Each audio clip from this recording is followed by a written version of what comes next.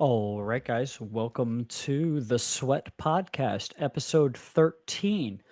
Welcome to the show. Good to have everybody jumping in. See, there's a couple of you in already. Jump in the comments. Let me know if everything's okay with the audio. We're going to be bringing on a couple guests in just a few minutes. Guys, real quick change in the format for today. We're going to start the day with a local upcoming schedule, and then we'll have a couple special guests on. And then I'll do our professional look around the country um, and everything else along those lines. Look ahead, what to watch on the professional scene. And then at the end of the show, we'll do our local recap, and I'll bring on Brian and Lai when we're doing that segment. And then, of course, after that segment, we'll continue on with the interview with those guys. So I think you guys are going to enjoy the show, and we'll get right into it in just a minute. But real quick, I do want to thank our sponsor for the show today, Murray's Plumbing and Heating. Big shout out to Raymond Murray Services, the Baltimore area. There's a number in the upper left-hand corner of your screen. Good work at a fair price. And he will be expanding his services to Delaware pretty soon, from what I understand as well. Also, if you haven't done so already, check out the Sweats store at merch.streamelements.com/the sweat. There's a lot of sweatshirts, t-shirts, long sleeve tees, women's tees, coffee mugs, all kinds of stuff. Check it out. And you can buy something directly on there and have it shipped straight to your house with no PayPal, none of that stuff. Not me being the middleman or whatever. So check it out. There's some good stuff on there. And without further ado, we'll get right into it. So local upcoming schedule this weekend, Saturday, October 23rd, two tournaments for JNT. We've got a 500 and under 10 ball, and then a fire and ice doubles 8-ball event. That's a 1200 and under Fargo combined for the two players on the team. I believe it is traditional doubles on the winner's side. You shoot till you miss. And then on the B side, it will be Scotch doubles, of course, alternating shots between you and your partner. But a lot more going on. That's at Center Pocket, by the way. Contact Joe Norton if you'd like to play in either of those events at Center Pocket in Bowie, Maryland. But a lot more going on that day. At 1 p.m., a challenge match between April Norton and Richard France. They're both actually representing different animal charities of their choice. Whichever player wins that is going to donate their winnings to the animal charity of their choice. So that's a nice little touch there. 4 p.m. After that, Joe Norton versus Robbie Wood. And then, of course, the nightcap. And you can follow both of those matches on Joe Norton's live streaming services. You can go on JNT's Facebook page to find more about that. But then the nightcap, 7 p.m., the Sweat will be there on site to bring you the main event, Mike Hooper versus Larry Steele. And we'll get back to that in a minute. But I'm going to go run through the rest of this local upcoming schedule real fast. Monthly 9-ball tournament this week at Brews and Q's. I think it's a $25 entry. Don't know if they're doing a Calcutta or not, but show up. I don't think you have to sign up for that. You just show up, you play, and you can find any information you need to know about that at Brews and Q's on the Boulevard's Facebook page. Weekly handicap 9-ball, back to business as usual at Chop Tank Bowling and Billiards this week in Cambridge, Maryland, following the big tournament last week. So you guys know all about that. Just show up. Doors open at 11. Calcutta, I think, at 1. Always a good event. DMV Amateur Tour. I learned I learned over the weekend that does not stand for Delmarva, guys. So I apologize for always saying that incorrectly on here. It stands for apparently DC, Maryland, Virginia Amateur Tour. Event number 19, Breaker Sky Lounge in Herndon, Virginia. Contact Chris Wilburn, or you can check out DMVAT Facebook group for any information you need regarding that. That is this Saturday. Maryland State Amateur 10-Ball Championship coming up November 13th through 14th at Chop Tank Bowling and Billiards. That's an On the Hill Productions event. They had a successful 9-ball event for this series last weekend, which we'll talk about later on. So check that out. You can find On the Hill Productions on Facebook or contact Rick Scarlato Jr. or Lloyd Bolliard. The Central PA Bar Box Open coming up real soon, November 18th through 21st at the Genetti Hotel in Williamsport, PA. Contact Wade Kaufman for information regarding that. I believe there are still some spots available for some of the divisions for that event, and he does a great job. Huge event. Black Friday 10-ball tournament at Brews and Q's, November 26th. That's obviously the Friday following Thanksgiving. Always a great event. You guys don't want to miss that one. It's the only one-day event on the schedule every year for On the Hill Productions. That's a good one. I play in that every year. I plan to be there. I have a blast. Love the venue. Love On the Hill Productions. Those guys do a great job. They've got a top-notch live stream. Check them out. If you guys want a good tournament to go play in while your lady friends and wives and whatnot are out shopping or what have you, Black Friday 10-ball tournament at Brews and Q's. Don't miss that one. And sign up because it will fill fast. They take 64 players, and that event fills up every time. So get on it. Maryland State Bar Table 10-ball Championship, November 27th and 28th. That is at Brews and Q's on the Boulevard, On the Hill Productions, obviously. Same thing, a little bit farther out. That's the 2 days following the Black Friday 10-ball tournament. All right, I think that's everything I have for the local upcoming schedule. So let's get back to this matchup Saturday between Mike Hooper, who is a 600 Fargo out of Joppa, Maryland, and Larry Steele, a 623 out of Hagerstown, Maryland. Mike Hooper representing JNT East, Larry Steele representing JNT West. What's up, guys? Welcome to the show. What's up, Jeremy? Hey, what's going on, bud? Good to have you guys on. So I got a couple questions for you guys. I want to start out with this one because I'm assuming there's going to be a little bit of trash talk on here today. We've already seen a lot of trash talk on Facebook, but I've played against both you guys. So I just wanted to highlight before we get into any of this that Larry, I've played against you, I think, just one time in a tournament. It was a great match. I had a great time. We're both competed hard. I came up on the wrong end of that one in a close one, but it struck me how, you were very respectful. You were very complimentary of my game. And Mike, we've played, I don't know that we've ever played in a tournament, but we did run some sets at Milford Billiards a little over a year ago, I'd say. And I got the better of you that day. I think home table advantage had a lot to do with that one. But again, same thing. Like, you're a super respectful guy at the table. You're all about, treating your opponents with respect and whatnot. So I just wanted to get that out there to everybody.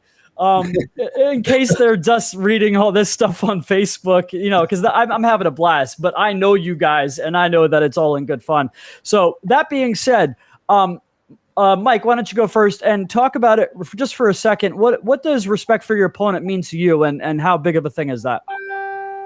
Well, when I was coming up in the pool scene, man, I was taught respect, and no matter what the outcome, win, lose, draw, you should always have respect for your opponent. My mom and dad raised me on that. I feel like you get looked at better. Your character looks better on you if you respect your opponent rather than throwing your stick, banging your stick around, cursing, screaming, stuff like that. I'm the type of guy to say when I'm playing Larry, if he makes a great shot, I'll snap my fingers or tap the table or something like that.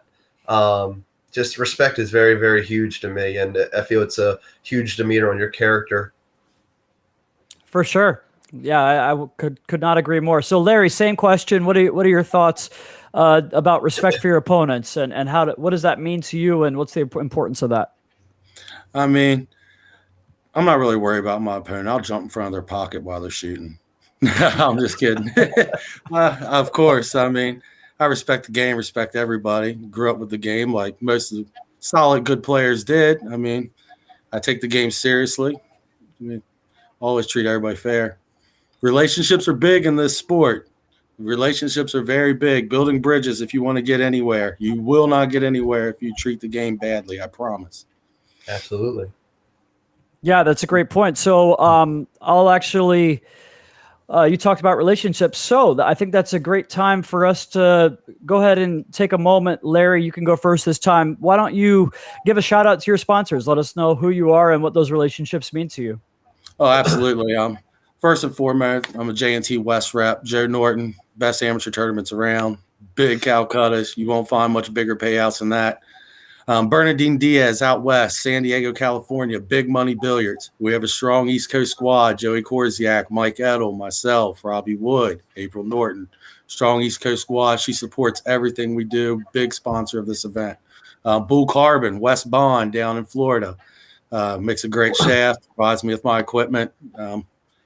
Great person all around. That's about it. That's all for me. I'm just a little amateur. My 3 I'm very happy with. That's 3 more than I have, so it's much respect, sir. All right, Mike, go ahead and let us know who your sponsors are, and you could talk about those relationships if there's anything special that you'd like to say there. Well, of course, first and foremost, I got to say Joe Norton, JNT. I mean, what more can you say about him and his team? I mean, they put the greatest tournaments together I've ever seen. Like Larry said, some of the best payouts I've ever seen. I've actually cashed in a couple of those and been on the right side of the payday. So I think he's doing a great thing for all the amateur players, the lower ranks, still coming up in the game. So he's a really, really great role model when it comes to tournament directors around, such as yourself and Brian and Lai and all of them. So great role model. Bill Hill, of course, Mob Q Repair. Everybody knows who Bill is, I'm sure. He's got a huge team, just like Joe does. He does all my cue repair and just an all-around really, really nice guy. Supports me with everything I do and wants me to see me succeed. Eric Nelson of Team Straight Pool Eye. He's one of the newer ones that I've been talking to. He's actually from like the Midwest area out of Illinois. So he's been sending me patches, gear, and all that stuff. He actually has a big event coming up here next month at Q Masters in Virginia. It's a ladies event. 1 pocket, 10 ball, 9 ball, big tournament. They call it the Triple Crown. So if you guys are looking for that, look online. It's on Facebook. Next up, Jamal Elmore. He's from the same area. He's from In the Zone Sportswear. He's a really, really great guy. Got a couple shirts from him. Actually cashed in a tournament with one of his shirts, and they actually turned out very, very well. So just all around great guy as well. And then last but not least, my buddy Matt Bargerstock, Team Accelerate, the new Accelerate shafts. They've been, what more can you say? I mean, they've been up and coming here for the past month now. Compared to the Bull Carbon, it's right there with the Bull Carbon. I like mine better, just like Larry. Better. I've got to say, I've heard nothing but good things from a lot of different people. So, I mean, everybody has their, carbon shaft that they like for sure. We've got the representing Bull Carbon here and Accelerate. And I don't think you're not necessarily, even what you said there, it's not necessarily better, but it's there, right? It's competitive with the market, right? So, and, that's the advice that I give everybody. Everybody talks about, which carbon fiber is the best. And I'm like, man, you kind of just got to hit them, you know what I mean? And figure out what works for you. But I will say, have not heard anything bad from anybody about that Accelerate shaft. And we've seen some good results from, at least locally around here, from different people that have switched to that shaft. So one more quick point on what you guys both mentioned. Joe Norton does a great job tournaments, but it was so funny to me that I didn't really realize, I guess I hadn't really thought about it, but these 3s and 4s and 5s handicaps, they have money and they like to throw it around if they can get it in good. And if Joe Norton's given them some tournament formats where they can feel like they can get their money in good sometimes. And we do see some crazy Calcuttas. And actually later on in the show, I'm going to have Brian and Lai on of BNL. And same kind of thing, not so much geared towards the lower players, but a good variety of tournaments, right? Different things for different people. So love what Joe Norton's doing. I just want to make sure that he gets a great shout out on this podcast because I brought you guys on. Wanted to make sure we have JNT East and JNT West on the screen like it is because this matchup that you guys are doing is for you guys to play and get some competition, but also to really kind of highlight what Joe Norton's doing and over there at Center Pocket. So I didn't want to overshadow that by having BNL on later on in the broadcast here. Just wanted to make sure that we say plenty of good things about Joe Norton here. And I'm sure Brian and Lai would have it the same way, obviously. Those guys are not necessarily in competition with each other. All the tournament directors in our area are doing a great job working together, working around each other, helping each other out when they can, right? So, all right, next question. So I'm gonna address some of the trash talk that I saw online. Like I said, I love it. This is like a big heavyweight fight coming up. All the picture you guys like face to face spitting on each other's face, basically. It's awesome. Love it. That's the picture that I've had this whole time. So Mike, I saw you make a post where a lot of people have been getting side bets in on Larry Steele, right? And so you took the route of, I love a good underdog story. And everybody does, right? Not that I don't think you're a huge underdog in this match. On paper, you're a slight underdog, right? If we look at Fargo. What are your thoughts on, let's say, if you are the underdog, what does that mean? And is there any benefit to being an underdog? I mean, I don't really believe in the word underdog. I mean, Larry has the experience when it comes to this game. I feel I have a slight experience edge over him when it comes to bar table. I mean, he grew up on 9 foot. That's really all you see. And then I kind of came up on 9 foots. But, I mean, all in all, underdog is just a word. I mean, he knows how I play. I know how he plays. I don't play against him. I play the table. So I play what the table gives me. And basically, he can't win if he don't get to the table. So, you know, according to the format we have, it's win or break. So, you know, if he puts a couple runs together in 8-ball, he's definitely the 8-ball guru. I can tell you that. And but we'll see what happens. I mean, everybody knows Larry from that side of town, but everybody here on my side of town knows me. So we'll see what we can make happen. Cool. So Larry, same question, different direction. Let's say you are a slight favorite in this match on paper. What does that mean to you? Does that add any pressure? Does that how do you look at this? Absolutely. Believe me, I got a lot of people. Western Maryland is not like Baltimore. It's not a secret. So basically, I lose this match, I have a lot of friends going to disown me. So I have a little bit of pressure on me, not to mention close friends with decent portions of their paycheck on the line on this as well. So, yeah, I feel a little bit of pressure on it, but I love it. Yeah. I mean, if you don't like that kind of pressure, then kind of get out of the box, right? So, yeah, I love that. Mike, I like what you said there. And like, listen, slight edge on paper, but that's paper, right? You play the match on the table. Either you guys can win this match. We've both seen you guys have great results in tournaments, beat players that are ranked higher than you. So I love what you said there. And just play the table, right? So let's talk. You said it is winter break, so I will mention the format real quick. I haven't done that so far. You guys are playing best 2 out of 3 races to 11 winter break. It's going to be 8-ball in the first set, 10-ball in the second set, and then 9-ball if it goes to a deciding third set. How did you guys come up with that? That's Joe. Yeah, that was Joe. He came up with the format. Me and Larry just sat there and let him take the reins, I guess. And we didn't really say anything. Oh, that's pretty cool. Because most of the time when guys go to make a game, there's like, okay, I want this. I'm not playing if we have this. You know what I mean? And we didn't have an option. in this case, whatsoever. I love that. I feel like that should be a thing. That should be like some outside entity should be like, okay, here's the game. How much are you betting? Right? Like, I love that. So, Mike talked about you being a little bit of the 8-ball specialist. Talk about that, Larry. Would you consider yourself an 8-ball specialist, or do you take that as an insult or a compliment? Well, I mean, I definitely 8-ball is my preferred game. Grew up 14-1 player. Love straight pool. I'm a pattern pool player. Any game that involves patterns, that's what I like. Now, past 2 years, I've been doing a lot of rotation practice. I will say that.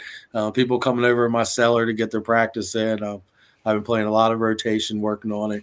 COVID really helped because when COVID hit, bars were closed. So I resorted to nothing but ghost legs. Played Phantom Pool in Canada. Shout out to Phantom. WSA. Shout out to WSA. They kept me in stroke. I mean, so you had to learn to play rotation when you're playing 12-ball ghost races to 10. Yeah, that's serious. Do you think there's any insult packed into that statement, Larry? Not at all. I think it's a compliment. I know he doesn't mean anything backhanded by it. I mean, Everybody pretty much says it around here anyway, so I'm used to it. Gotcha. All right. So, Mike, on the other side of that, now you're saying that he's a favorite in 8-ball, but how much 8-ball do you get to play? Do you think you play pretty good patterns, or are you kind of trying to figure it out as you go when you play 8-ball most of the time? Well, like you just said, like Larry said, 8-ball is a game of patterns, and you got to pick your pattern from the start. What ball is going to be your last ball? What ball is going to be your first ball?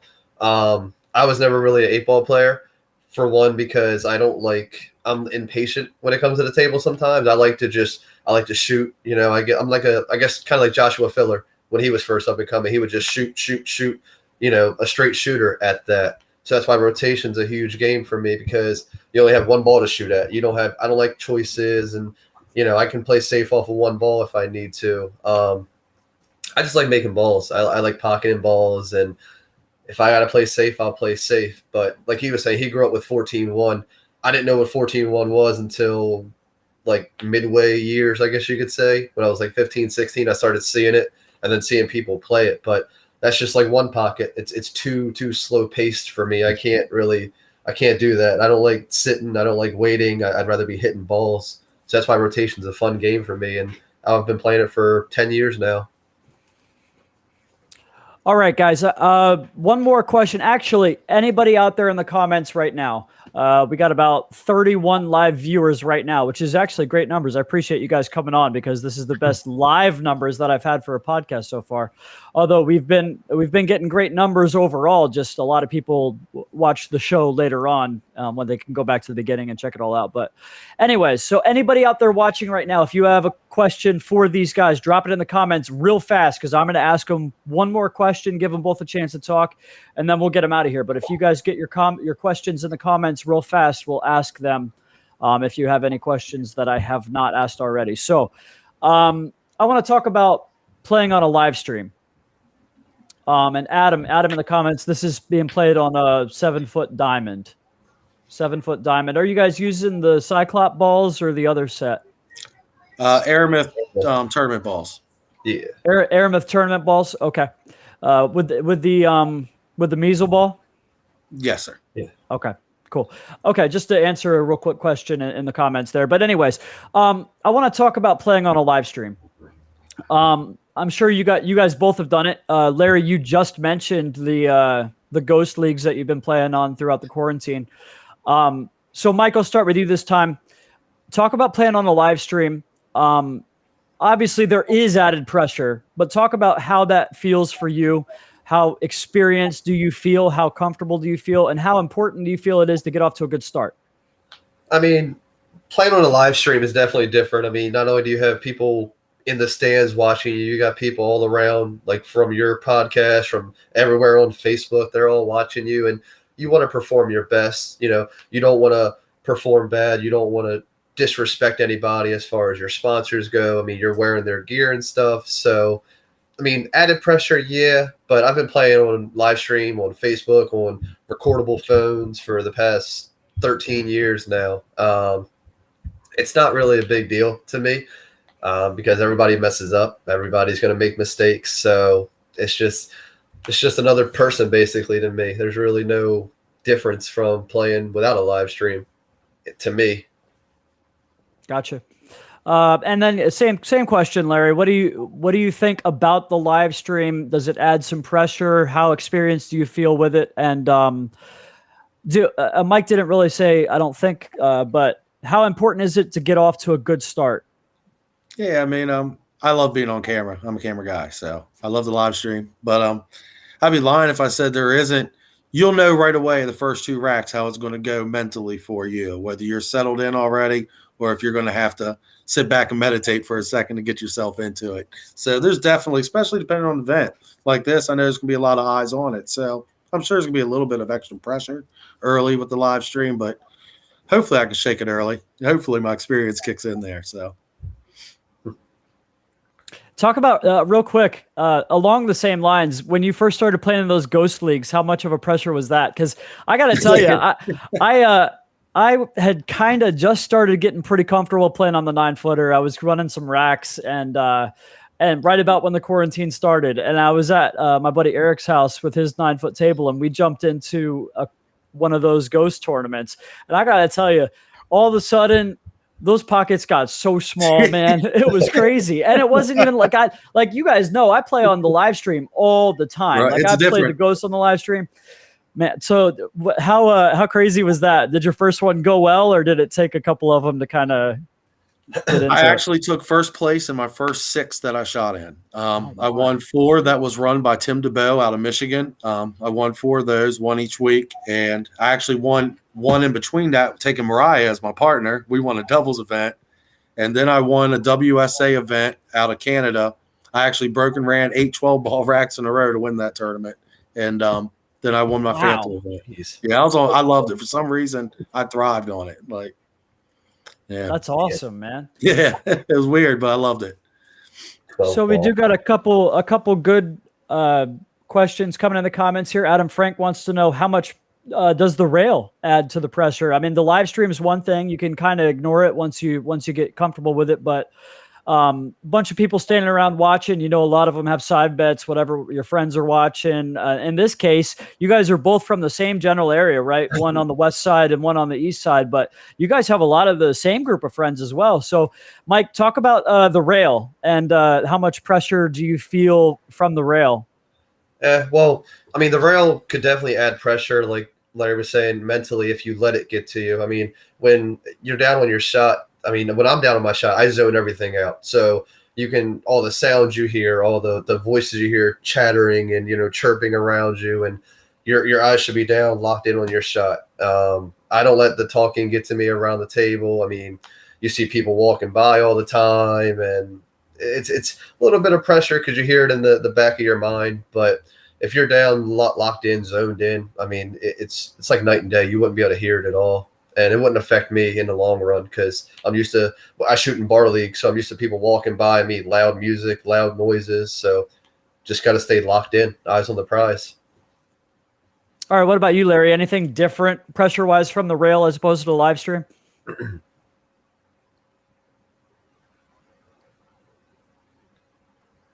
think we lost the volume on. Yeah. You got Larry. Yeah, I mean, it just not so much different. Depending on the circumstance, it isn't so much on me. Uh-oh. Am I good? Losing your Yeah, Wi-Fi. I think you're good now. I think your internet got a little shaky for a second. How about now? Can you hear me now? I think it's. Pay I think it's. pay the internet. That's that West Side Wi-Fi, right? West Side Wi-Fi. Oh, okay. Look all right.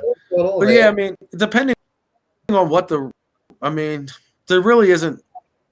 I can't really explain it. Depending on what rail is.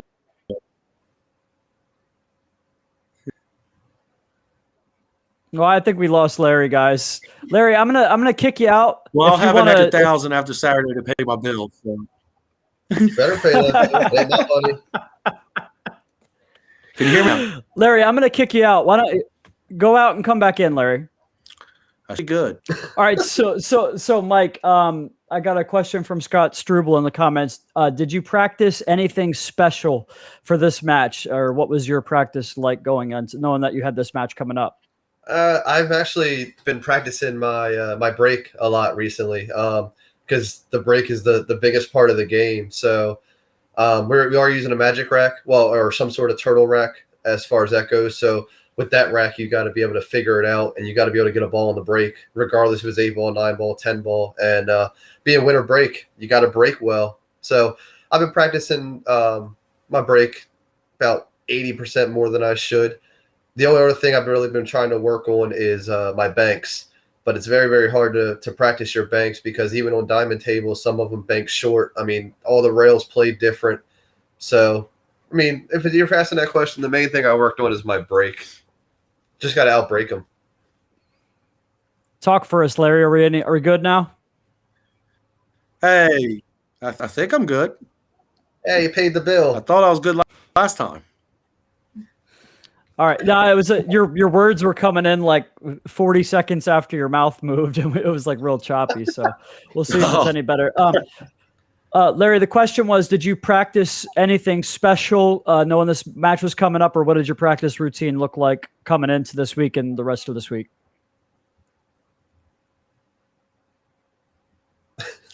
Well, I sand floors for a living, and I have a 3-year-old. So I generally only practice about the week of the event. And I knew this is a bar table event, so I've been throwing 40 balls on the table and shooting a bunch of maze drills. Just trying to keep I love that. Clutter, getting used to shooting around clutter. Basically throwing 3 racks out on the table and just shooting a lot of maze drills, no touch. Sounds good. Still a little bit shaky on Larry's end, guys. So we're probably going to cut this interview right about now. Really appreciate these guys coming on. Any final thoughts, Larry, before I get you out of here? Yeah, I'm glitching bad, huh? No. Final words, sir.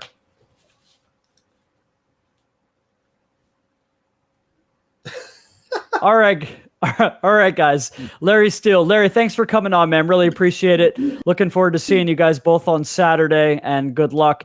Mike, any final thoughts before we get you out of here, bud? No, I appreciate you having me on. I appreciate talking to you, and I'm looking forward to Saturday. It's going to be fun, and having you commentate and seeing everybody watch it back home, and it's going to be a great time. It's going to be a great event, and appreciate everything you do, man. Keep up the good work. Thanks, man. All right, we'll see you. We'll see you this weekend. All right. Yes, sir. Have a good night. Bye. All right, guys. So there you go, Mike and Larry. Looking forward to that match. Once again, you can catch that match on The Sweat. I will be live on site at Center Pocket in Bowie, Maryland, getting set up from about 5:30, and then that match should start at 7 p.m. Eastern Standard Time. Don't miss it. So I'm going to fly through the rest of this stuff as fast as I can, guys, and then we will have Brian and Lai on at the end of the show. Let me see if I could find my place. All right, so real quick, a look around the country for the professional scene. Last week we had the Ohio Open. 60 players for that one. Good turnout, only almost full. They would take 64 for that. Mario He of Austria with the win. Nice win for him. Roberto Gomez in second, staying hot, playing really well. Third, fourth, Jeffrey DeLuna, Ruslan Chinnikov. And then 5th through 8th, Daniel Schneider, Mickey Krause, Jeremy Seaman, and Devin Poteet. Jeremy Saucy made the final 16 of that event, finished tied for 9th. That may have been one of his last real attempts to try to audition for the Moscone Cup team. So we'll see if he did enough there. He actually played a challenge match this week against Naoki Oi, raced to 15, and it did not go well. I think Oi won that match like 15-2 or something. Pretty ugly. So, but maybe Jeremy has an outside chance to make the Moscone Cup team, so needed to do well in that tournament. Did pretty well, made the final 16, so we'll see. We'll keep an eye on that moving forward. Pia Filler versus April Larson, raced a 59 ball. There was a free stream by Roy's Basement. Pia Filler able to come away with the win there, 50-34 over April. Nice matchup there. You can actually go check out all the footage of that at Roy's Basement. It's still there if you want to. Just announced, Jason Shaw has been announced for Team Europe for the Moscone Cup. He joins Albin Ocean and David Al-Qaid as the first 3 for Europe. No third selection made for Team USA yet, I don't believe. I'll keep you guys updated with those moving forward as we go. All right, what to watch? Today started the American 14.1 Championships. Free stream on AZBTV on Facebook. And a couple other streams. I think Durn City Classic, that's Martin Sawicki's page from Poland. He's streaming some tables as well. I think they're streaming every table out there. So check it out. Good stuff. Don't get to watch straight pool very often. And these are world-class players playing straight pool. It's good stuff. You learn a lot. Scott Frost versus Chip Compton. Race to 41 pocket on 4 1/8-inch pockets, October 19th through 22nd. That starts tonight. Pay-per-view on Omega TV. International Open presented by Patrick Fleming, October 22nd through 30th, coming up later this week. AccuStats with the pay-per-view. Definitely want to check that one out, guys. 9 days of live streaming, world-class players, multiple divisions. They actually have 2 streaming packages for the pay-per-view. The one just gets you the feature table with commentary. The other one, you get access to every table at any time throughout the week with live scoring. Of course, the live commentary only on the feature table. So check that out. Going to be real good tournaments there. Jason Shaw versus Dennis Orcollo coming up, 10 ball race to 120, November 19th through 21st on Omega TV pay-per-view. Guys, you have got to buy the 6-month pass for Omega TV. $120 and then renews for $100 at the end of the 6 months. Great value on that. Literally every other week they're putting on a big tournament, professional tournament, or a huge challenge match, or in this case, both. So you're definitely going to want to check that out. Moscone Cup, not too soon to let you guys know, coming up, presented by Matchroom, December 7th through 10th, live from Alexandria Palace in London. You can catch it on the DAZN app or Sky Sports if you have access to that. All right, guys, I wanted to get through all of that as quick as I can. Actually going to run through a couple more things real quick. Local recap. I'm going to run through everything except for the 2 BNL events that took place this weekend. So real quick, Delmarva Billiards and Sports Bar in Dagsboro, Delaware on Wednesday night, 8-ball tournament, 21 players. Andrew Worcester and Josh Perry chopped it up. Josh Perry actually lost his very first match, came all the way back through and chopped up in the final. Great job by those guys. Jim Keglovich in 3rd and DJ Eakin in 4th. Back at Delmarva Billiards Friday night for the weekly handicap 9-ball tournament. 26 players this week. Awesome turnout. Champion David Jones. 2nd place, Jeremy Mason. 3rd place, Josh Perry. Another strong finish for him. 4th place, Chris Jenkins. And 5th, 6th, George Brewington and Gary Cottingham Jr. Brews and Q's on the Boulevard had a 5 and under, 19 players. 1st place, Bob Link. 2nd place, Mike Diver. 3rd place, Tim Schaefer. 4th place, Pat Green. And 5th, 6th, Beth Richardson and Caleb Cooney. Maryland State Amateur 9-ball Championship at Chop Tank Bowling and Billiards. This is actually the first event that they've had in that series. It's a 699 and below. They had 38 players. Champion, undefeated, Steve Fleming. Great job by Steve. The Ice Cream Man gets the W. He's been playing really well. 2nd place, surprise, surprise, Dylan Spohr with another finals appearance at a Maryland State event. You might as well just pencil him in, it seems like. Great job by Dylan. And I believe, not confirmed yet, but went into this event with a 694 that had jumped from a 682 after his last Maryland State win. I believe Dylan Spohr is going to wake up at the end of this week once these results get put into Fargo in the 700 club. So congratulations to Dylan. And of course, with my luck, since I said that, he'll be the 699. But either way, congratulations to Dylan Spohr. Great shooting. Really, really elevated his game in the last 6 months or so. He just is in the finals of every tournament that he plays in. 3rd place, Mike Soleil. 4th place, Colin Bell, the people's champ, the house pro there at Chop Tank Bowling and Billiards. And that's only a slight joke. Great job by Cohen. 5th, 6th, Loy Bulliard of On the Hill Productions. Another high finish for Loy. He's been in good form. And the other tie for 5th, Tom Zippler. Great job by all those guys. Great job by On the Hill Productions. Great job hosting the event by Chop Tank Bowling and Billiards. Shout out to Danny Bell. And then there were 2 other events this week. But guys, without further ado, I wanted to run through that as quick as I possibly could. But here you go. Brian Kilgore and Lai Lee of BNL Billiards Tournaments on to finish up the local recap segment with me. What's up, guys? Hey. Hey. How you doing? I'm doing well. Thanks for coming on, guys. So there were 2 events for BNL this weekend. When did you decide to have a tournament on Saturday night? About 2 hours before we ran it. we were just kind of out doing some things together, a non-pool day, doing some hiking and pumpkin patching and all that stuff. And we said, you know what, let's throw something together. we were up here in Rising Sun at the time, and we called Leah and Tassine at Center Pocket and said, mind if we use the tables tonight? They said, come on down. So we threw something together in about 2 hours. Got a great comment from Adam Frank in the comments. Massive news in the pool world. Richard Grund has purchased an American 2-piece pool cue. That is big news, by the way. Not everybody's from Delaware. They won't get that. But my buddy Richard Grund, British we call him, has played with a 1-piece snooker cue for about 10 years. And everybody's been trying to get him to switch. He finally made the switch. So great job, Rich. Brian answered the question for you, so you get to answer as well. What are your thoughts on putting a tournament together 2 hours before it starts?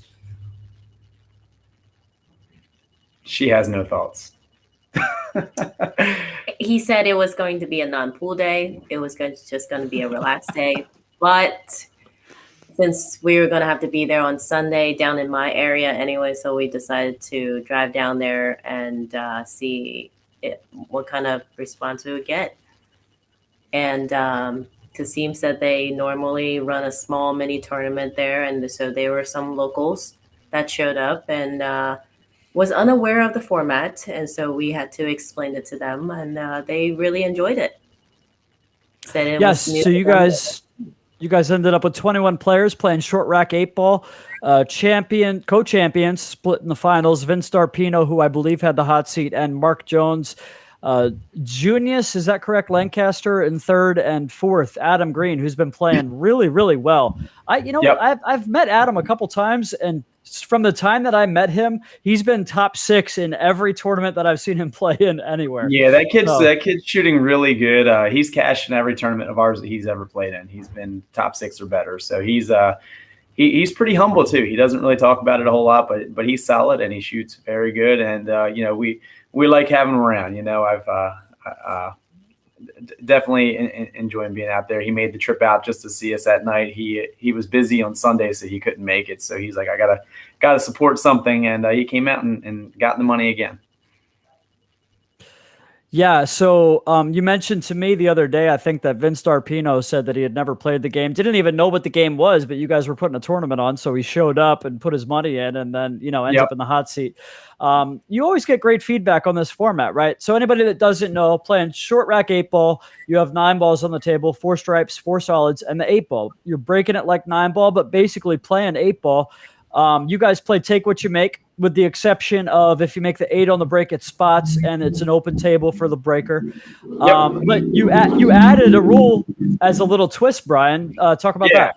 Yeah, so pretty much if you take what you make, but as we all know, you can kind of get hurt in that game as well if you make 2 stripes and you're totally hooked. So we implement a push in it's an 8-ball game, but we implement push, and it's really cool to see the way that people actually utilize that push, because you're not shooting at the same ball as your opponent is in the next shot, so you can really utilize it in your favor, and chances are your opponent's going to pass it back. So the push definitely comes into play, but it's a cool mix on the game. I don't think you should be I think you should be rewarded for a good break. I don't think it should hurt you that you have a good break and you get a bad roll off of a rail. So implementing the push has definitely been well accepted from everybody. Spotting the 8-ball is well accepted from everybody, and you continue shooting if that's all you make. So we've changed the rules of that game a little bit over the last 2 or 3 years, and it's really a super fun, fast event. Any other directors out there that are looking for something to do with a short time window, let's say you have like a 7 o'clock at night and you got to be done by 12, you can still run 5-4 races or 4-3 races in that game and take 20, 25 players and get it done in no time. So actually I think that was your first win ever, was short rack 8-ball at Bombas like 7 or 8 years ago. It wasn't that long ago. You haven't known me that long, but I've only really been playing competitive pool for almost 6 years now. But you're right. The first real tournament that I ever won was about 4.5 years ago at Bombas, short rack 8-ball. The first tournament I ever won with the Calcutta, and I had myself for $10 that day, and I beat Jeff Gibson in the finals. And so that game's near and dear to my heart for sure. And he never went for $10 again. I've never gone for 10. I've snuck in with 20 a couple times, but never 10. No. There you go. You don't see too many people that start at 10 anymore, actually. Yeah, you just can't do it. You got to build those pots up, Inflation is real, right? Absolutely. All right, so that's our little plug for Short Rack 8 Ball, and I definitely agree with Brian on that. You guys out there want to mix it up, great game. Even if you want to mix it up, if you're just, you're at the pool hall, but it's one of those days where you're like, man, I didn't really feel like playing. Switch it up, play some Short Rack. It's a great game, a lot of fun, real fast paced. But you guys had another big tournament on Sunday. I was there live streaming. Actually, I was just live streaming all day long. I didn't even play. Had a blast. 75 players, great turnout on a Sunday at Center Pocket. Big shout out to Center Pocket, by the way. Beautiful room. They've addressed all the issues that they had early on that, of course, they were going to have early on, opening up a room of that size. But it is a nice place. The food is good. The tables play nicely. 75 players. Champion, Andres Quiones. Second place, Joe Scott. Third place, Justin Pellich. Fourth place, Derek Crothers. Fifth, sixth, Tina Malm and Colin Bell. Seventh, eighth, Jeff Jones Jr. and Jason Trigo. Ninth through 12th, Brian Dietzenbach, Dan Bertel, Fred Chrislip, Rick Miller. And 13th through 16th, Chris Wilburn, Curtis Branker, Brian Kilgore, and Brent Hensley. So that is your results. All the players that cashed, they paid the top 16 for the tournament. They paid the top 8 for the Calcutta. So I'm going to start up there at the top. We'll start at the top 6. I am going to say the name of a player starting at 6 and going up, and we'll alternate between the two of you. I'm just going to say their name, and you guys tell me your thoughts on the player, how the tournament went for them, and just what you think about when you hear this name.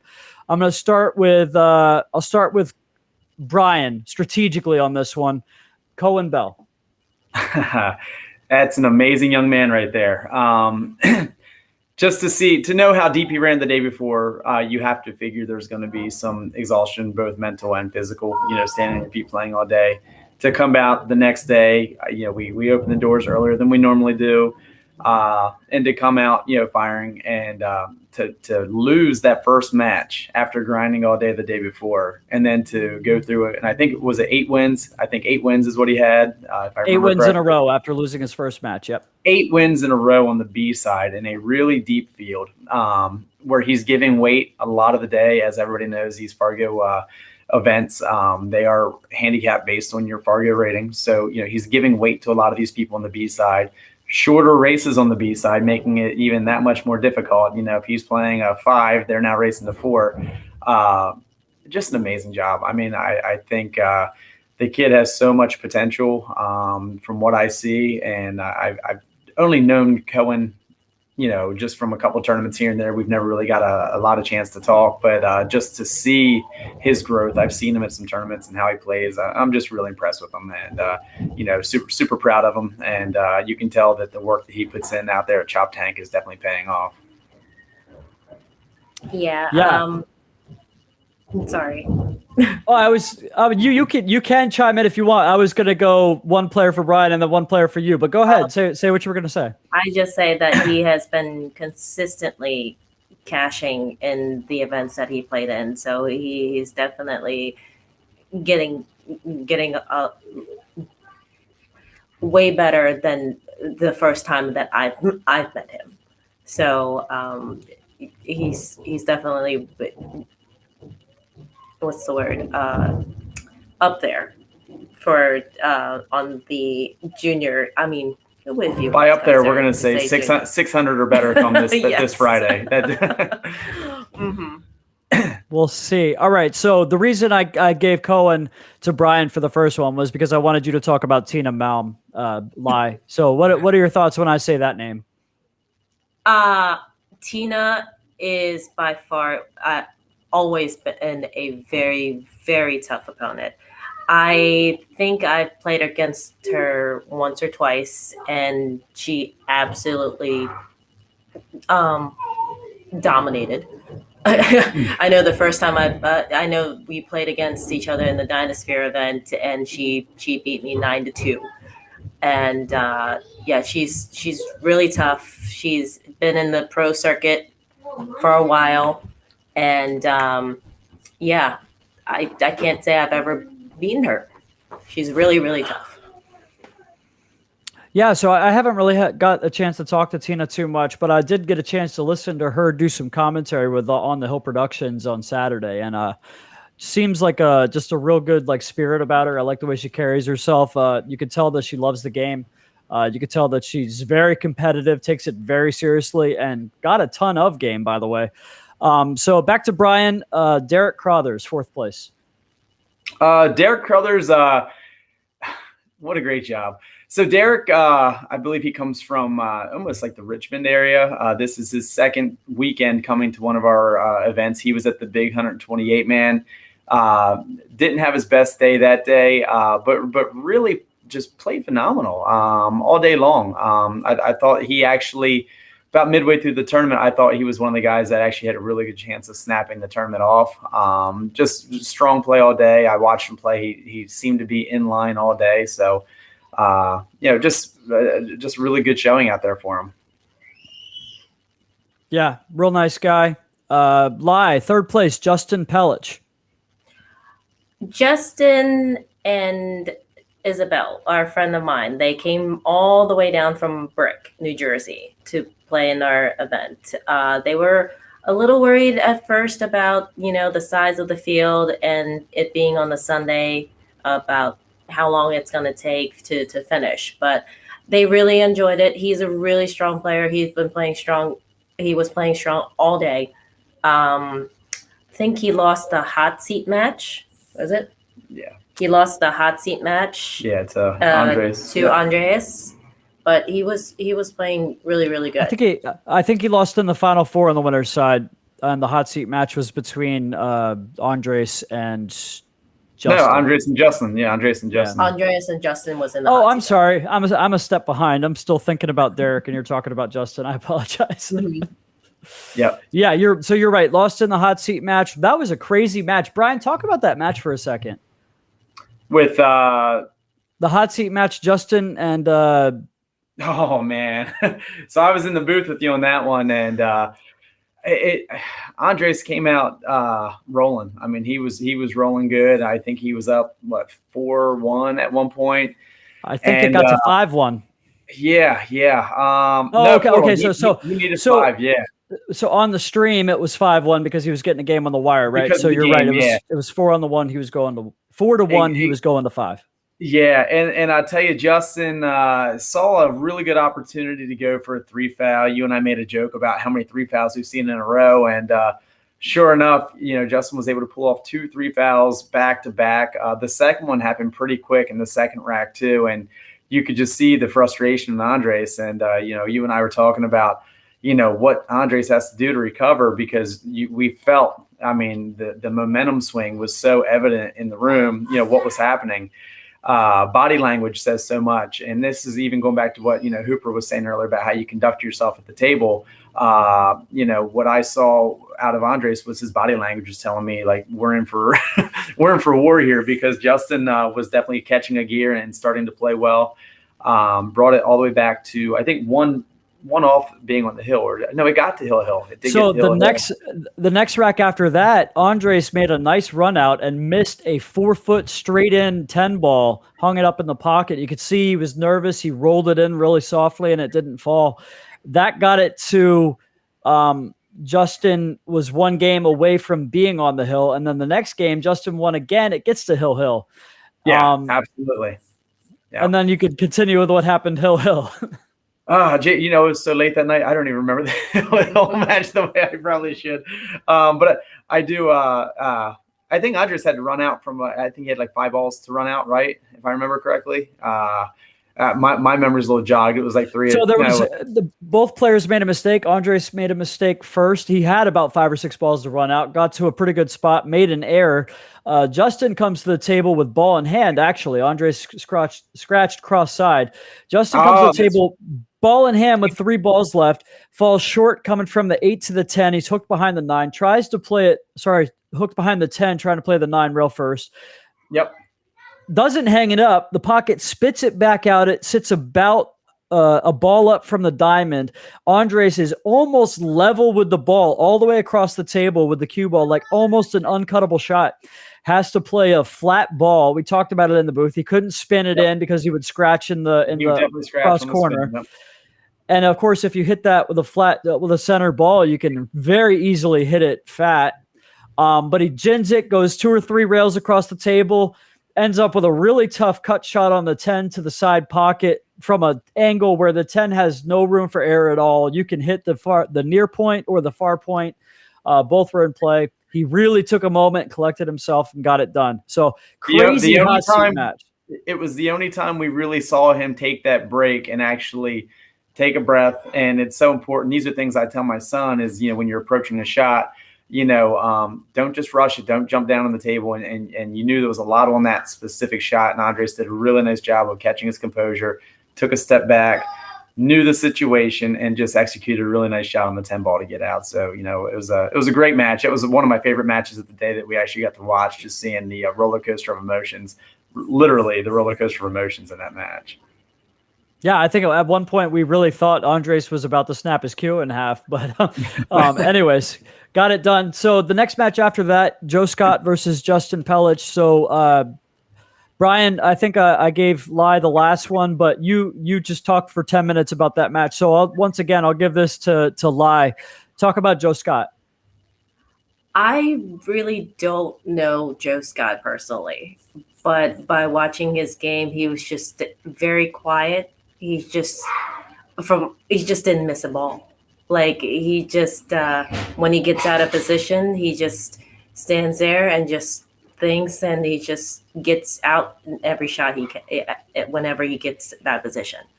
He's just a very, very well player. Yeah, for those that don't know Joe is he's a Delaware boy, and he's an amazing shooter. He really is. I think sometimes he probably flies under the radar a little bit, but he's always he's a consistent top finisher in the tournaments that he does play. I think his character is great. He's dad first. He's got a daughter, and he's dad first, and that takes priority over his pool game. So he doesn't get to play as much as he probably would like. But he's one of the examples of people that when he does get to play, he makes the most of it. I feel like I would say he's definitely a top 10 in Delaware player personally. And I know a lot of the Delaware guys. I would put him up there all day long.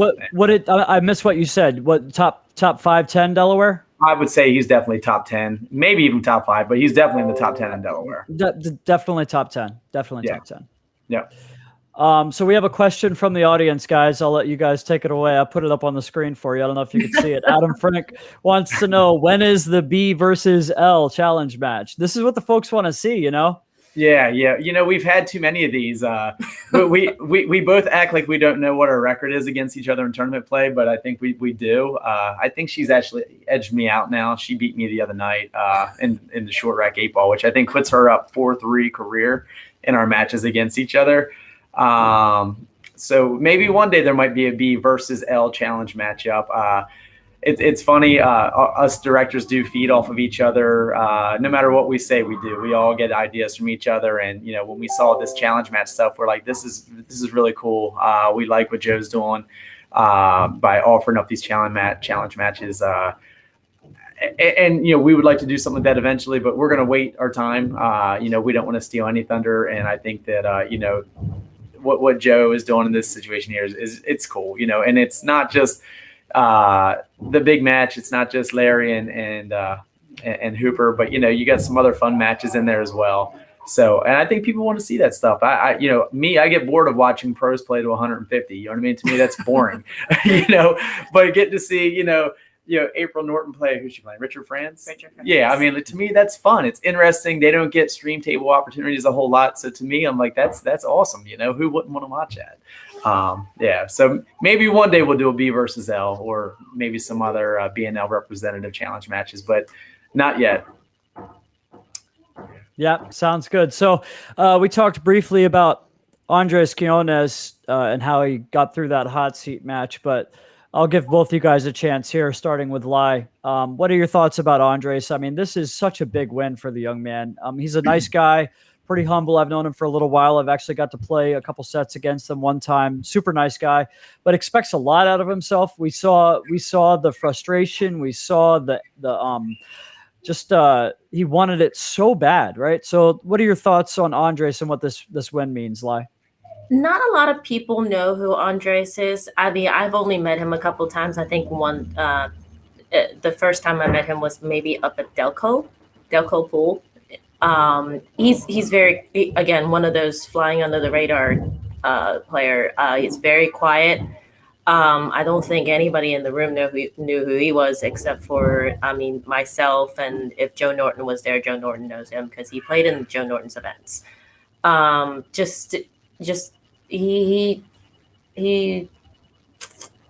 what's the word? I'm lost some words right now. He's just a very well around, very nice person. He just puts himself out there just in these big fields, just challenge himself, and he did very well.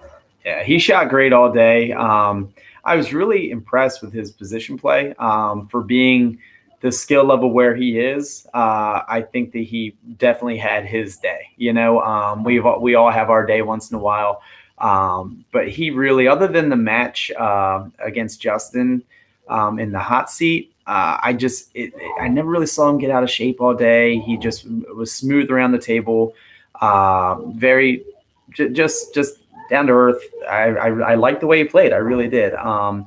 I know he's played in some other events. He played in Joe's 535 event and below. Didn't do real well in that, and then he comes out to a 650 and below and just runs through the field. Right.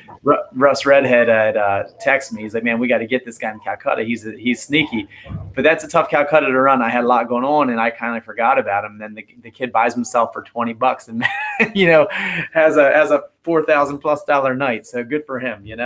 Oh yeah, he was beating some very strong players, Brian Revel, Roger Haldar, Jason Trigo. They're Crothers. Yeah. To get to the hot seat. Yeah, he definitely didn't have an easy street to get there, So he had to beat some good competition along the way, and his Fargo will show a raise this week for sure. So. Definitely.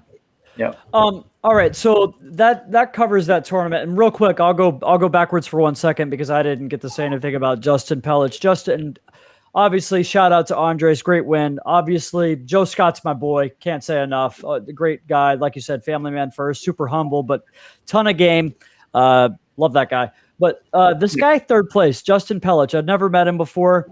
I was so impressed, man. From the first time I saw him play that day against my buddy Derek Kestra on the stream table, just kicked with so much intention and got the balls to go where he wanted on the kicks for the return safeties, and just had a great presence around the table. Super humble but confident and positive the whole time, no matter what the score was. And we talked about it a little bit, Brian, about that's what comebacks are made of, right? Is the positivity in those moments when you're down. Most of the time it takes some of that. I just wanted to give him a shout out because I was super, super impressed with his game, but even more so how he carried himself on and off the table. Super nice guy. I hope to run into him again sometime soon. Yes, another important comment before we go too far at all. Thank you, Adam. Keep me straight. Shout out to my beautiful wife, Madeline Mason. Her name's actually Shahan. I almost said Shahan, but on Facebook, she's Madeline Mason. Happy birthday, baby. Love you. Hope you had a good day. Sorry that I'm hiding in the office when I'm supposed to be hanging out with you, but I love you and love Adam. And that's the reason why my wife likes Adam Frank more than she likes me, just in case anybody didn't know. So moving along. There's a couple things we could talk about. You guys have started this company. We'll call it BNL Billiards Tournaments, a promotion company. You guys run great tournaments based on Fargo rating. Really have kind of started the trend. I don't know if Joe Norton already had plans to switch to using Fargo rate at the end of the year. But you guys have really, really brought Fargo rated tournaments to the Delmarva area, right?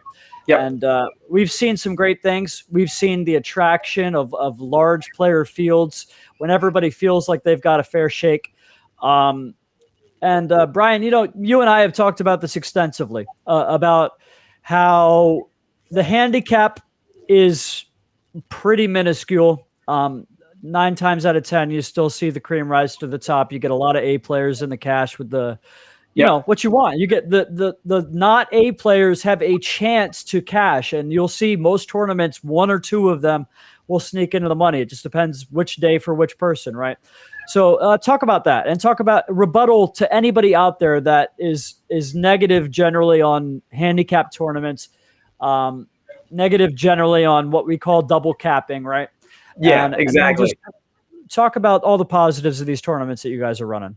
For me, the positives outweigh the negatives by far. I've ran tournaments in multiple places through the years, and Brian Revel likes to use a term that I actually like when he says it. And when you have open tournaments all the time, there's a 10 to 15% of your player pool that are going to eventually cannibalize the tournament. They're going to eat it from within itself, right?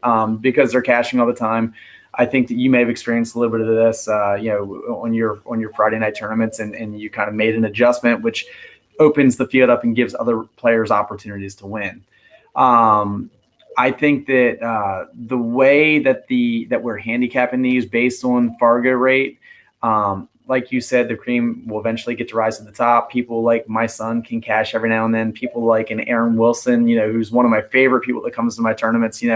The guy's like a career 3. He's getting stronger though. His game's really improving.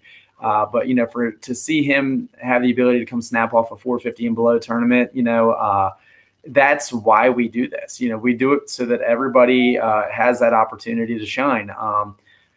I try to feel like at times I feel like I defend myself because I go on our page and I like to on Mondays I call it's like preserve ourself Monday, where I come in and I want to put some substance out there. If anything, it gets people chatting and talking about what's going on and what's happening and the conversations that go on. But I like to put data up. So, I started putting in data on the people that win our tournaments and, what levels they are and how many repeat winners we've had over the last year. At that time, I think we had ran 26 tournaments in the year. And out of 26 tournaments, we had 2 people that were repeat winners, just 2. So I think that just that in itself kind of shows you the balance that you get when you're running these type of events. I'm a golfer. I bowl. I don't bowl in leagues, but I bowl, and I always compare the 3 in the fact that handicapped events, handicapping in bowling, handicapping golf, it's acceptable. And I think that in order to grow the game and get people out from just playing strictly APA on Monday and Wednesday nights and get them into a more competitive field, I think that, we're going to continue doing this because we do see new faces all the time. We've had over, I think, 800 faces at our tournaments in 2021 throughout the year. And we see new people all the time, and we meet new people, and people are starting to travel from different states to come here. And for us, it's a really exciting thing to see. Yeah. So I have a question specifically for Lai. But before we get to that, guys, you guys that are out there watching still got great numbers for live viewership right now. Anybody that has a question for these two, go ahead and drop it in the comments, and I'll get to as many of them as I can. We've already been live for about an hour and 10 minutes, so I have a few more minutes if you guys aren't in a hurry. We're good. I've got a couple more questions myself, but we'll see what everybody else can come up with in the comments. Lai, Brian's been running tournaments for several years. Brian, how long? How long do you think? About 7 total. That's about 7 years. Yeah. So, Lai, look, we can all see like why you wanted to date this guy, right? He's a salesman. He's good looking. He's got $1 million smile. Like we all see that, right? But why the hell would you want to run tournaments, Lai? I've been a player in tournaments for a very, very long time. It's always good to learn something new. And I'm always behind when I'm at tournaments, always behind the people running it, watching the brackets, watching what they do. So it's a little different for me.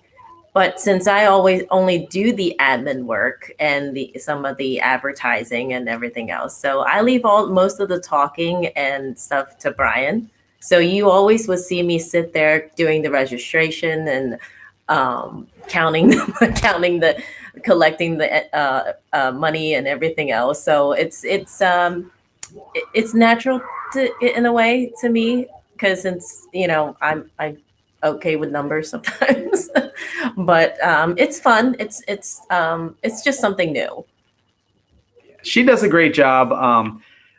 So like she said, she doesn't get involved a lot once we actually get the tournament running as far as the yelling and the screaming and getting people were participating in the Calcutta a whole lot. But she does do a fantastic job of keeping us in line, constantly making changes to lists, constantly Fargo checking, making sure things are right. So she does a fantastic job at that. In these bigger events, she kind of ends up calling a lot more matches over the microphone. She does a really nice job of just keeping order.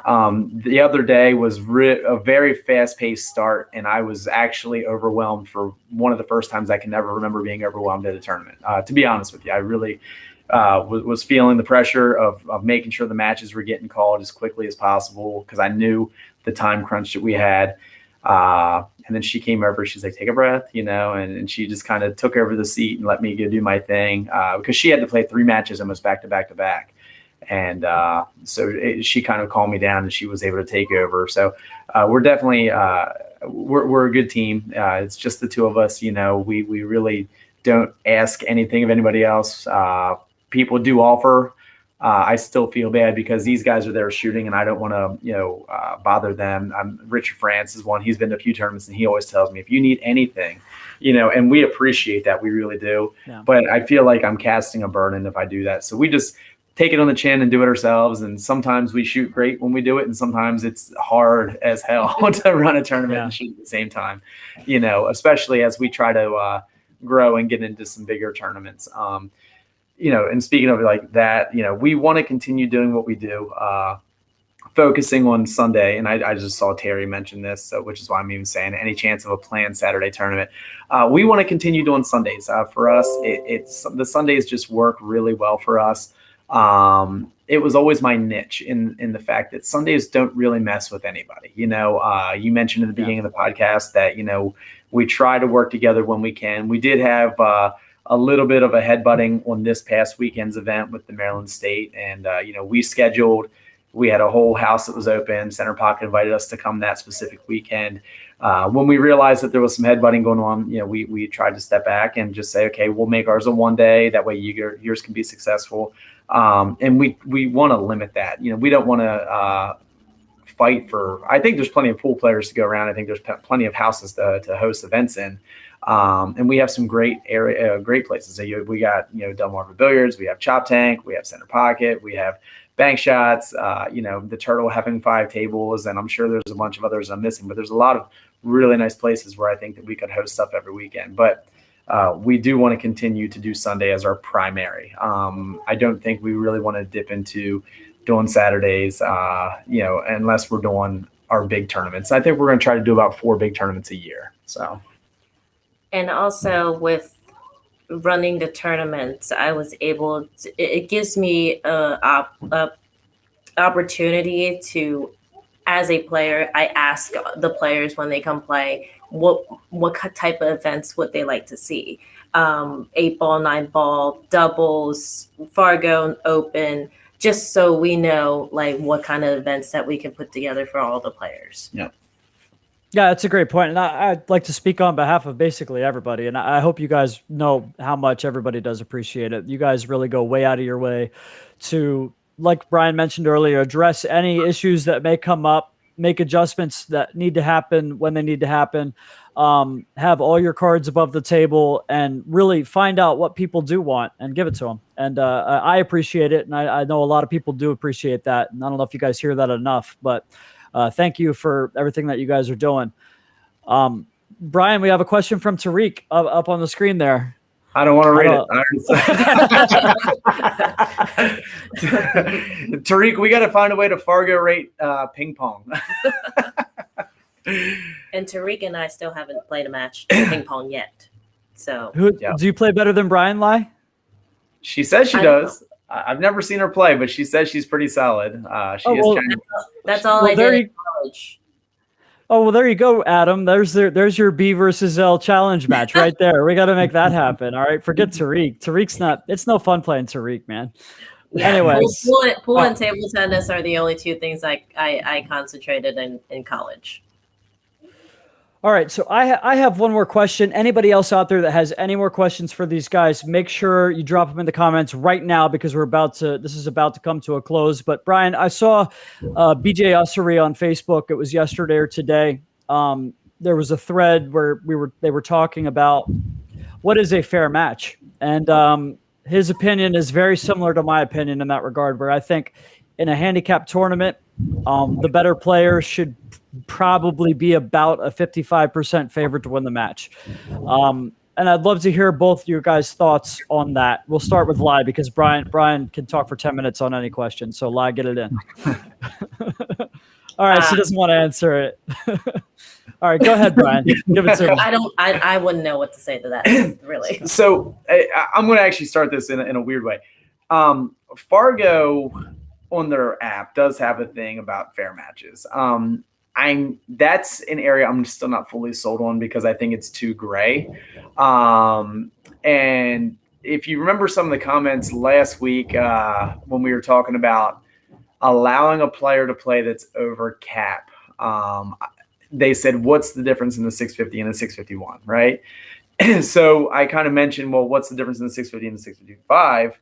And then there's not much. Or 655 to a 660, there's not much. Or 660 to a 665, there's not much. But 600 to 615, or there becomes an area where there's overlap, and then there's an area where you're outside the lines.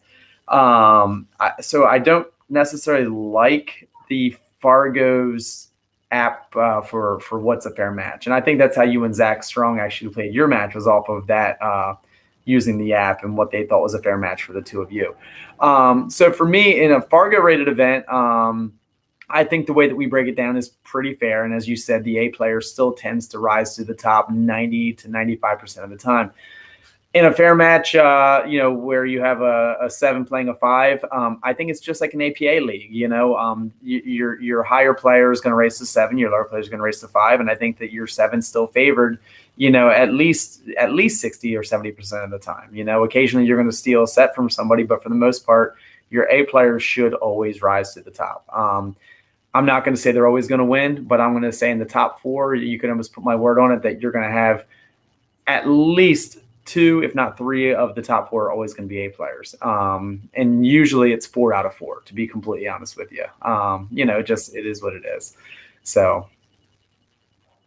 Yeah, I think it's important when we talk about a fair match. To me, fair is hard work meaning something, right?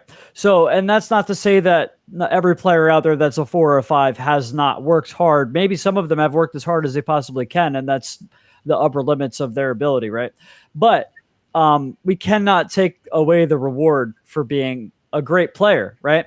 So yeah. I think we're all in agreement on that. And a fair match to me is still a slight, the better player is still a slight favorite because you can't take away the incentive to get better, right? Like if every match was 50-50 because of the handicap, then there'd be no incentive to try to improve, right?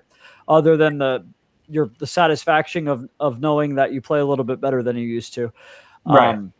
I think it's important for me. And I think now, and that's not a knock on anybody. If there's somebody out there that's running tournaments occasionally that kind of give the nuts to the lower players, I'm all for that. And I'm all for tournaments that exclude the better players as long as it doesn't take over an area and become the norm where guys, I talked to Nate Mendham of the Cue It Up podcast a couple of weeks ago, and he basically said that he doesn't have anywhere to play as a 700.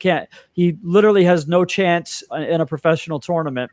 And he can't play league. He can't play basically anything. And I know guys like Josh Brothers and, I don't know, guys along that level, right on that cusp between like your 690s and 710s. There's parts of the country where they literally have nothing, because the other stuff has taken over so much. And I think it's an important point to make. And I wanted to point that out because I thought I knew your thoughts on that, Brian, and I wanted everybody else to know that those were your thoughts because it's important to me.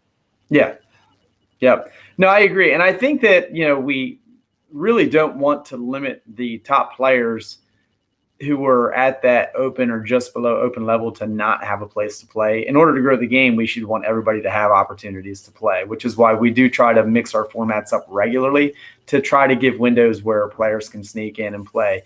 Jordy Palmieri is a friend of mine, and he's another one that, like this weekend coming up, we're going to run that 600 to 699, because we want to make sure that we get those guys at that 675, 690 level opportunities to play. The Curtis Branker tournament that he won't be going to. There, yeah, exactly. So, but as you see, and I just want to point this out, there's a lot of pushback from certain people. We won't really mention names, but there's people that think that us running these Fargo rated events are cheesy, and we're trying to favor certain players, which isn't the case at all. Because, like I said, look at who wins the matches. The tournaments. If you look at it across the board, we've had 2 repeat winners ever. But I was going somewhere with this. I just lost my train of thought. Yeah, I was definitely. Oh yeah, I think you may have been getting to the double capping, or. Yeah, well, hold on. So the 600 to 699, if you look at that event this weekend, we were trying to do 24 players and 24 players, 24 for the 599 and below and 24 for the 600 to 699. We got up to 21 players on that tournament, and it's now down to 15. And of the 15, 3 of those are players that are playing in the lower that wanted to play in the upper as well. So the participation level just doesn't seem to be there. We're going to have a good event. We're going to have a Calcutta. It's probably going to, even on the upper, it's probably still going to be a $2,500 to $3,000 Calcutta with 15 players. But I'd like to see that fill up. But we really seem to struggle to get that level player to consistently want to come out, unless we're, I'm going to use your term here, unless we're giving them the nuts. If we give an open field where you have 10, 600 and above players playing with a bunch of 450s and 500s, in an even race, who has the nuts in that scenario? So, yeah. And that seems to be when I draw the top, or that player that we're talking about, the high 600 players that almost, like I said, I don't want them to ever be excluded, but we have to run tournaments to balance the nuts out. We're going to give everybody the nuts, but that's the idea of these tournaments, is give everybody those chances. So, but like I said, this specific tournament, we're struggling to fill it. I'm not sure what's going to happen come Sunday, because right now we're 15 players in that one. But yeah, we have 24 in the 599 and below, with about 20 on the wait list. Right. Yep. So Adam Frank always has all the questions whenever I go live. I actually appreciate him, because sometimes I would have nothing else to talk about if it wasn't for him. But he says, what are your thoughts on the new process Joe is adopting with a secondary finals Calcutta? And of course, Joe responded real fast. He wanted to make sure everybody knew that was something that he did that was fun, that he doesn't plan on doing all the time. It actually caused a lot of delays to the tournament and stuff like that. But what are your thoughts on having a second Calcutta when you get down to, I think he did the final 16 of a tournament or something like that? Yeah, so it's funny. I had never even heard of a second Calcutta until when we were running the 128 man. Somebody came up to me and said, "Hey, what do you think about doing this?" And I'm like, "I've never done it. I don't know the first thing about it." The first thought that went through my head was, the final 16, you're going to have a bunch of guys that already have one loss, and right. They're not going to go for a whole lot of money, and maybe that's where you get your steal at. I don't know. So for me, and I think it was if it was US Open format, where you're getting down to the final 16 and then everybody goes to a single limb redraw. I think that's awesome. I think that'd be the most opportune time to do it. I run a Cecil County 8-ball event every year. It usually gets about 64 players. We run it in 3 or 4 different bars, and we send brackets out. Everybody meets up for the Calcutta in the morning, and then we send everybody out to their different bars after we randomly draw the bracket. It's really cool. And I've thought about doing that before. Oh, it's so fun. It's so fun. And, we used to give away these wood laser engraved plaques with the whole stack of cash to go with it. And people just loved it. But then I lost my access to that laser engraver. Damn it. But it's really cool, because what we do at that point, we run it down to the final 4 of each bracket. We run 4 brackets of 16 players, and then we run it down to the final 4. We all meet back at one location, and we play a single elimination round of 16. That would be awesome. So the idea of that secondary Calcutta that Joe has, I think I'm probably going to implement that there, because we'll have some time to do it, and then we're going to run 16-man single elim. But I think in true double elimination format, it's just difficult to do. That's all. That would be my thought. Yeah. That's actually the first time that I met him. Yeah, it was at the Cecil. Yeah, I met her at the Cecil County 8-ball tournament. Do you have any thoughts on the secondary Calcutta lie, or can we move on? Or I've heard about it. I've seen people post online about it, but I've never actually been there to witness the second how it was ran. So I don't really have much information on it. My only thought is this: Joe Norton is the most creative pool tournament director I have ever interacted with in my entire life. And I appreciate what he does. And I hope that he knows that the other tournament directors, we don't do some of the stuff that he does because we don't have the balls. That's what it comes down to. Yep. So, Well, I don't know if you but saw no, my comment earlier in your when you had Hoop and Larry on was if that was a true challenge match, it should be one set of fast. yeah. You know, and then 6 ball, then a ball in hand at any time in the third set. You know, that would be awesome. Yeah, awesome stuff. So, guys, I think we've come to a pretty good conclusion here. It's been about an hour and a half for the whole show. Thank you guys so much for coming on. Thank you for what you do in the pool community. Do either of you have anything else you wanted to say before we cut you off? No, thank you for having us. Yeah, this was fun. Absolutely. If you ever need anything, you know we're here. So I'm camera shy, so this is a lot of camera time for me. Yeah, next time we just got to get you to talk. Yeah, I told him from the beginning that he was going to do all the talking. Well, you got a good man for that job. Yeah, she's the face, I'm the mouth. You know. All right. Hey, thanks a lot, Jeremy. You guys have a good night. Thank you so much for coming on. Hey, All right, guys. That is Brian Kilgore and Lai Lee of B&L Billiards Tournaments. Big thanks to them for coming on the show. One more time, thank you so much to Raymond Murray of Murray's Plumbing and Heating. You can reach him at 443-488-2152. Good work at a fair price. Thanks to him for sponsoring the show today. Also, make sure you guys check out the Sweat store. You can shop now at the URL is merch.streamelements.com/thesweat. Hope you guys have enjoyed the show today. I had a blast. I think it was great having all the guests on. That went pretty well. I think you guys seemed to enjoy it. I had a lot more live viewers today than we typically do.